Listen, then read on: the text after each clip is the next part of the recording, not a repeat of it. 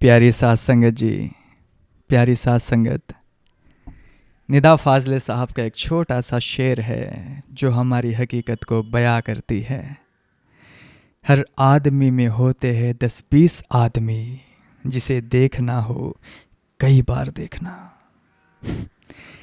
साथ संगत, हमने ना जाने चेहरे पर कितने मुखौटे लगा रखे हैं। हम सत्संग में जाते हैं तो अलग मुखौटा, हम घर पर होते हैं तो अलग मुखौटा, हम दफ्तर में जाते हैं तो अलग मुखौटा। यहाँ तक कि आपके जीवन में जितने भी लोग हैं उन सब के दिमाग में आपका एक अलग पहचान, एक अलग मुखौटा होगा, है ना। साथ संगत, हम सब एक दौड़ में हैं, कुछ बनने की दौड़, कहीं पहुंचने की दौड़। हमें लगता है कि हम जैसे हैं वैसे पूर्ण नहीं है, नॉट इनफ। इसलिए हम अपने चेहरों पर मुखौटा लगाकर घूम रहे हैं। आज मैं आपको एक घटना की ओर ले चलता हूं। यह घटना बाहर घटी या फिर नहीं, इसका कोई मूल्य नहीं है। यह घटना प्रतिपल आपके भीतर घट रही है, इसका बहुत मूल्य है। यह कहानी एक दर्पण है जिसमें शायद आप आज अपना असली चेहरा देख पाएंगे। आज यह कहानी आपको ही आपका असली चेहरा दिखाएगा। साथ संगत जी, ध्यान से सुनना। एक राज्य में एक राजा था। वह वृद्ध हो चला था। उसके पास सब कुछ था लेकिन अपना कोई उत्तराधिकारी नहीं था। उसने सोचा, मेरे बाद इस राज्य का क्या होगा। अब ध्यान देना, राजा ने मंत्रियों से पूछा। मंत्रियों ने वही कहा जो संसार कहता है, किसी अपने को चुन लीजिए, किसी चालाक को चुन लीजिए, किसी शक्तिशाली को ही चुन लीजिए। लेकिन राजा ने एक अद्भुत घोषणा कर दी। उसने कहा कि नहीं, कोई प्रतियोगिता नहीं होगी, कोई युद्ध नहीं होगा, बस एक साक्षात्कार होगा। जो मुझसे मिलने आएगा मैं उसकी आंखों में झांक कर तय करूंगा कि वह राजा बनने योग्य है भी या नहीं। राजा ने एक और बात कही, उम्र की कोई सीमा नहीं, जाति का कोई बंधन नहीं, कोई भी आ सकता है। यह राजा कौन है? यह राजा वही अस्तित्व है, वही परमात्मा निरंकार है। वह अपने द्वार सबके लिए खुले रखता है। वह आपसे आपकी डिग्रियां नहीं मांगता। वह यह नहीं पूछता कि तुमने कितने शास्त्र पढ़े हैं। वह कहता है कि बस तुम आ जाओ, जैसे हो वैसे आ जाओ। लेकिन क्या हम जैसे है वैसे जाने के लिए हिम्मत जुटा पाते हैं? नहीं जुटा पाते। यहीं से हमारा पाखंड शुरू होता है। उस राजा के एक गांव में एक साधारण सा लड़का था। साथ संगत, गरीब था, खेती करता था। उसने सुना कि राजा बुला रहा है। उसके भीतर एक प्यास जगी। प्यास हम सबके भीतर है, उस परम पद को पाने की, राजा होने की। लेकिन जैसे ही उसने जाने का सोचा, उसे अपनी गरीबी याद आ गई। उसे लगा कि मेरे कपड़े फटे हैं, मैं राजा के सामने कैसे जाऊंगा, वह मुझे क्या समझेगा। आप भी यही करते हैं। जब आप मंदिर, मस्जिद या फिर गुरुद्वारे जाते हैं तो क्या आप वही होते हैं जो आप वास्तव में हैं? नहीं, आप वहां भी एक सजे धजे व्यक्तित्व को ओढ़ कर जाते हैं। लड़के ने क्या किया? लड़के ने भी वही किया। उसने पैसे उधार मांगे, उसने इधर उधर से जुगाड़ किया और अपने लिए एक बहुत सुंदर कीमती जैकेट सिलवाई। उसके पास अपने फटे कपड़े थे लेकिन उसने उन्हें उस नई चमकदार जैकेट से ढक दिया।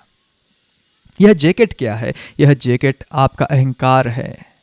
यह जैकेट आपका व्यक्तित्व है। यह वह झूठ है जो आप दुनिया को दिखाते हैं ताकि दुनिया आपको आदर दे। लड़का जैकेट पहनकर निकला। उसे लगा कि अब वह राजा बनने लायक हो गया है। कितना बड़ा भ्रम है। हम सोचते हैं कि अगर हम बाहर से सुंदर दिखेंगे तो भीतर का अंधेरा छिप जाएगा। हम उधार की चीजें ओढ़कर परमात्मा को ठगने निकले हैं। लड़का राजधानी की ओर बढ़ा। वह मन ही मन रिहर्सल कर रहा था, मैं ऐसे बोलूंगा, मैं ऐसे चलूंगा, मैं राजा को प्रभावित कर दूंगा। वह भविष्य में जी रहा था।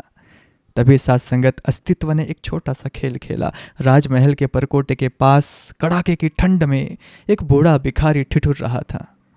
उसका शरीर कांप रहा था। मौत उसके करीब खड़ी थी। उसने लड़के को देखा और कहा, बाबूजी, बहुत ठंड है, कुछ ओढ़ने को दे दो, मेरे प्राण बचा लो।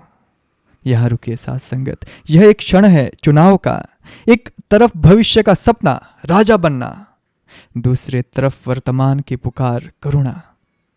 आपका मन हमेशा गणित लगाता है। उस लड़के का मन भी बोला होगा, अरे पागल, यह जैकेट दे दी तो राजा के सामने क्या पहन कर जाएगा?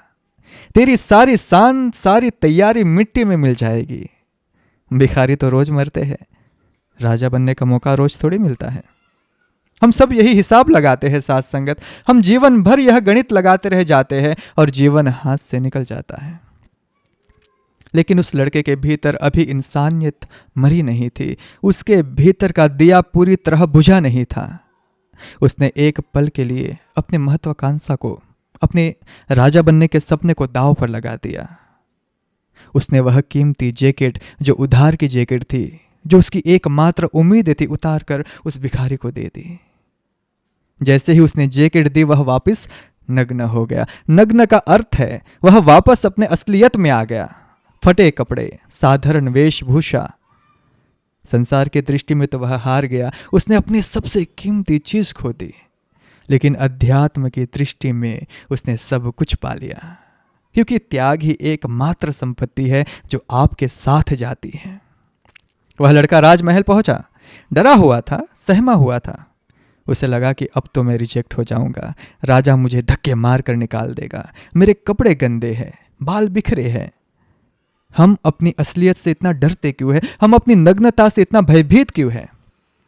वह राजा के कक्ष में गया। थोड़ी देर बाद राजा भीतर आया और तब साथ संगत एक विस्फोट हुआ। लड़के ने राजा का चेहरा देखा और उसके पैरों तले जमीन खिसक गई।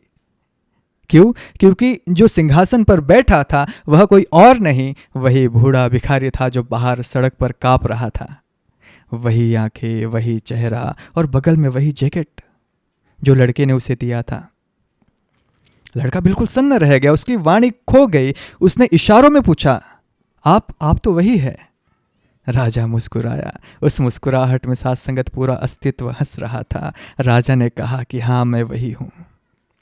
लड़के ने पूछा, यह कैसा मजाक है? आपने मेरे साथ ऐसा छल क्यों किया? मेरा जैकेट क्यों ले लिया? अब राजा ने जो उत्तर दिया, साथ संगत उसे अपनी चेतना में गहराई तक उतर जाने दे। यह उत्तर आपके जीवन की दिशा बदल सकता है।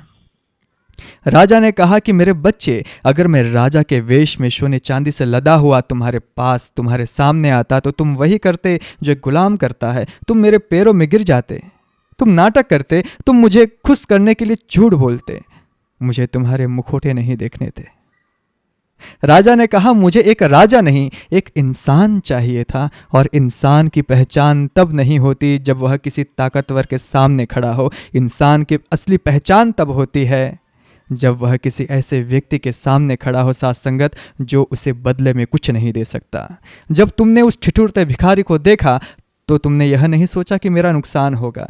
तुमने करुणा को चुना, तुमने प्रेम को चुना, तुमने अपने अहंकार यानी कि जैकेट को उतार फेंका। और जो व्यक्ति अपने अहंकार को उतार कर फेंक सकता है, वही इस राज्य का असली मालिक हो सकता है। राजा ने उसे गले लगा लिया। साथ संगत, इस कहानी से जागिए। परमात्मा भिखारी बनकर आपके द्वार पर खड़ा है। वह आपके दफ्तर में, आपके परिवार में, आपके समाज में किसी ना किसी रूप में आपकी परीक्षा ले रहा है। और आप क्या कर रहे हैं? आप अपनी जैकेट बचाने में लगे हैं। आप अपनी छवि यानी कि इमेज बचाने में लगे हुए हैं। लोग क्या कहेंगे? मेरा रुतबा क्या होगा?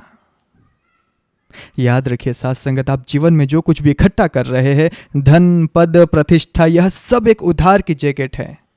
मौत आएगी और इस जैकेट को उतार कर ले जाएगी। तब आप परमात्मा के सामने कैसे खड़े होंगे? राजा ने उस लड़के को क्यों चुना? क्योंकि वह खाली होकर आया था। ईश्वर कहता है कि बांसुरी जब खाली होती है तभी उससे संगीत पैदा होता है। वह लड़का अपने दिखावे से खाली हो गया था, इसीलिए राजा ने उसे भर दिया। हम सब भरे हुए हैं अहंकार से, ज्ञान से, पाखंड से, है ना? इसीलिए हम उस परमात्मा से चूक रहे हैं। राजा ने कहा कि मुझे वह व्यक्ति चाहिए जो पहले एक अच्छा इंसान हो। अच्छा इंसान कौन है? वह नहीं जो मंदिर में माथा रगड़ता है, वह जो दूसरे के पीड़ा को अपनी पीड़ा समझ सके, जो अपने स्व से ऊपर उठ सके, है ना? जीवन बहुत छोटा है, इसे जैकेट चमकाने में व्यर्थ ना गवाइए। भीतर जागे, उस करुणा को जगाए, क्योंकि अंत में ना आपकी जैकेट देखी जाएगी और ना आपके कपड़े। देखा जाएगा तो बस आपका नग्न, पवित्र और प्रेम से भरा हुआ हृदय।